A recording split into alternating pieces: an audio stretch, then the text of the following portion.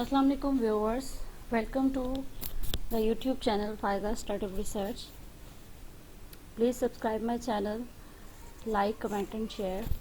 Today's topic is do sample t-test. The overview of the topic include the introduction, purpose, assumptions and procedure,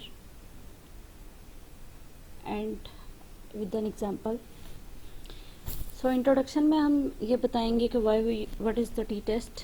T test actually inferential statistic के अंदर एक ऐसा test है जो कि two different groups के certain features के means को चेक करने के लिए आप कंडक्ट करते हैं.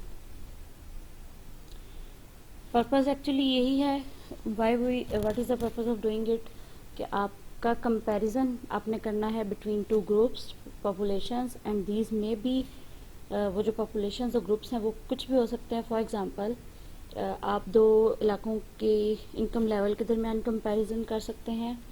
आप दो लेक्स के नाइट्रोजन कंटेंट्स के दरमियान कंपैरिजन कर सकते हैं.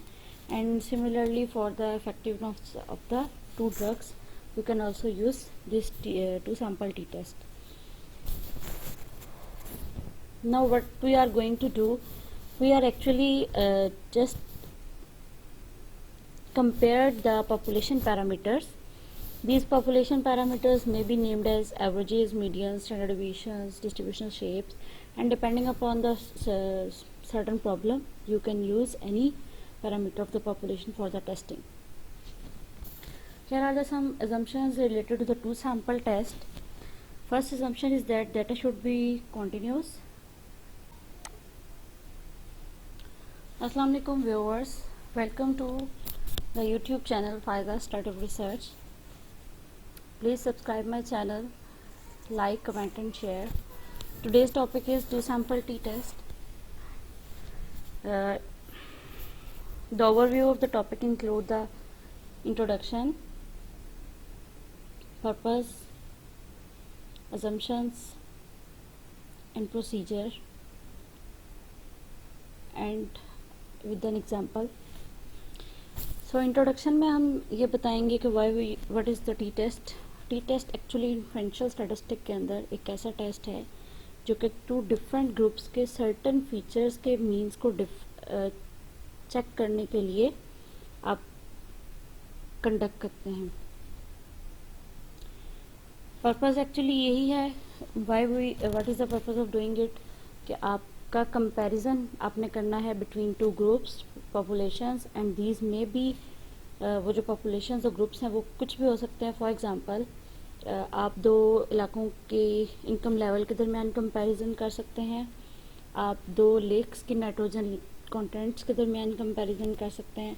And similarly for the effectiveness of the two drugs you can also use this two sample t-test. Now what we are going to do, we are actually just compared the population parameters. These population parameters may be named as averages, medians, standard deviations, distributional shapes, and depending upon the certain problem you can use any parameter of the population for the testing. Here are some assumptions related to the two sample test. First assumption is that data should be continuous. Data should follow the normal probability distribution. The variance of the population are equal. कि दोनों populations के variances को same होना चाहिए और दोनों samples को independent होना चाहिए. दोनों samples अगर आपने population से independently draw किए हैं तो that must be from the using the technique of the sampling as named as simple random sampling. Next हमारा स्टेप था कि प्रोसीजर हमने डिफाइन करना है कि how would we proceed over two sample t test. So it contains the following steps. पहले step हमारा क्या था कि फॉर्मुलेशन ऑफ हाइपोथेसिस है, फिर हम लेवल ऑफ सिग्निफिकेंस चेक करते हैं, फिर हम टेस्ट स्टैटिस्टिक सेलेक्ट करते हैं, then we do a calculation, then we decide a critical region. After that we conclude our results in the part of conclusion. Step one में हम क्या करेंगे, ऑल्टरनेटिव और अपना नल हाइपोथेसिस डिफाइन करेंगे. Alternative hypothesis के अंदर हमारा हमेशा नॉट इक्वल टू का साइन यूज़ किया जाता है, that must be not equal to, that must be less than और that must be greater than. और इक्वालिटी का साइन आपके नल हाइपोथेसिस के अंदर यूज़ किया जाता है। This is a one of the tip for formulation of hypothesis, कि आप अपने हाइपोथेसिस को इस तरह फॉर्मुलेट करेंगे। तो so equality signs must be in on our null hypothesis. These are the three possibilities of the alternative hypothesis with the null hypothesis. Step 2 में हम लेवल ऑफ सिग्निफिकेंस अपना डिफाइन करते हैं कि हाउ वुड वी और confident about our procedure और test, that it may be 5%, 1%, 10% depending upon the nature of the experiment. Third step पे हम टी स्टैटिस्टिक में हम डिफाइन करते हैं कि टी स्टैटिस्टिक में when we have two populations and two populations have two samples, these samples each sample have been its mean and variance, और जब आप उनके वेरिएंसेस इक्वल होंगे तो so we use the pool t test. Here the various s p is showing the pooled variance of the sample, और उस time ये टी जो है उसकी डिग्री ऑफ फ्रीडम किसके इक्वल होगी, n1 प्लस n2 माइनस 2 के।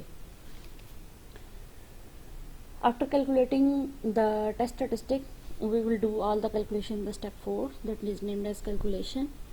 तो आप उसके बाद आप क्रिटिकल रीजन में के स्टेप पे जाएंगे। क्रिटिकल रीजन के अंदर हम नॉर्मली हम दो हमारे पास ऑप्शंस होती हैं, वी डू आर मैनुअली और इन द सॉफ्टवेयर। दो ऑप्शंस होती हैं। जब आप मैनुअली रन कर रहे हैं तो we have to use the particular distribution table, that may be t table, z table और एफ टेबल, या जो भी हर डिस्ट्रीब्यूशन का अपना एक टेबल है। लेकिन जब आप मैनुअली कर रहे होते हैं तो सॉफ्टवेयर ऑटोमेटिकली आपको पी वैल्यू जनरेट करके देता है according corresponding to the each coefficient. तो when we are doing in the software we can conclude the results on the base of P value with the comparison of alpha, but when we are doing the manual procedure, so we need a particular distribution table, और उसके लिए हमें कुछ criteria define करते पड़ते हैं। these are here कि अगर आपकी उस टी की जो आपने टेस्ट स्टैटिस्टिक से वैल्यू निकाली है वो आपकी कैलकुलेटेड टेबुलेटेड वैल्यू से बड़ी आ जाती है, तो आप अपने नल हाइपोथेसिस को क्या कर देते हैं, रिजेक्ट कर देते हैं। और अगर ये क्राइटेरिया तब यूज़ होगा जब आप बाय हैंड अपना सोल्यूशन निकाल रहे होंगे।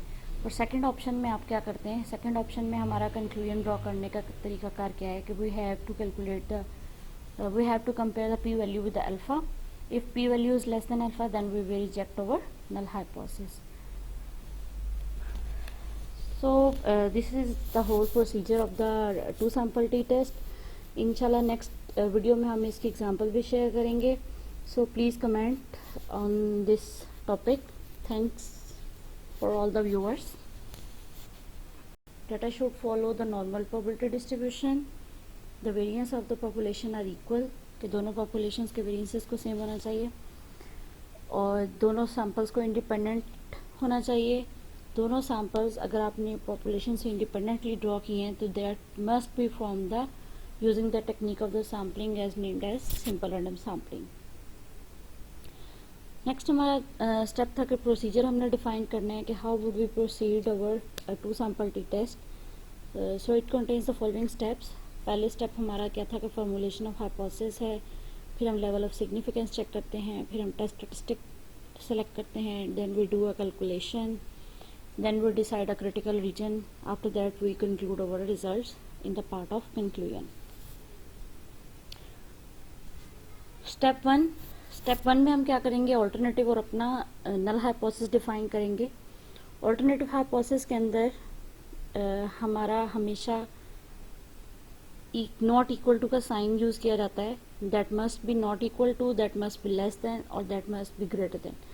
और इक्वालिटी का साइन आपके नल हाइपोथेसिस के अंदर यूज़ किया जाता है। This is a one of the tip for formulation of hypothesis, कि आप अपने हाइपोथेसिस को इस तरह फॉर्मुलेट करेंगे। तो so equality signs must be in on our null hypothesis.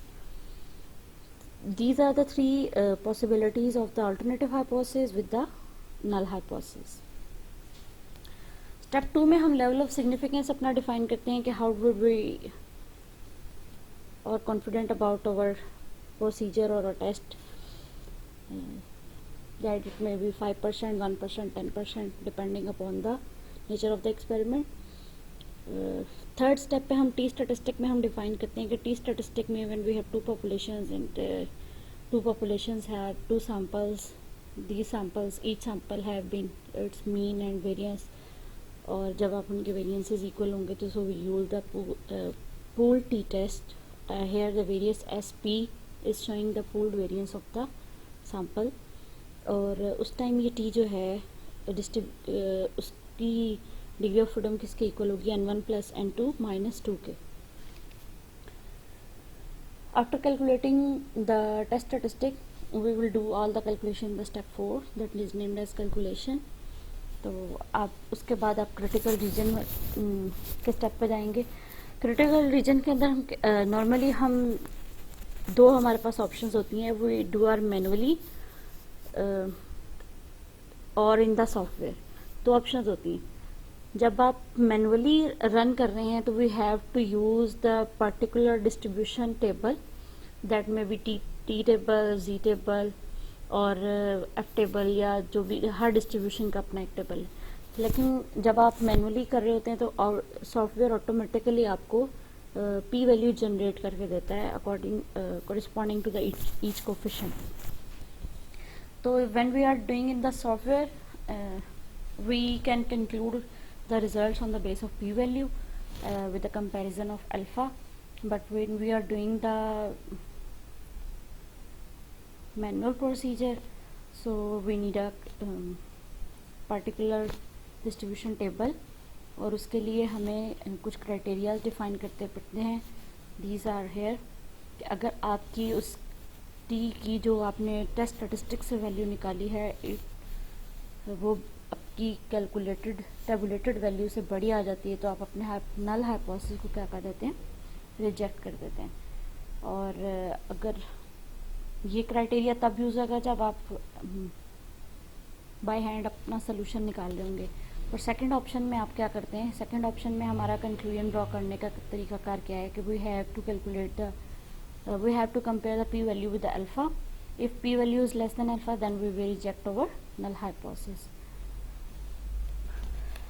So this is the whole procedure of the two sample t test.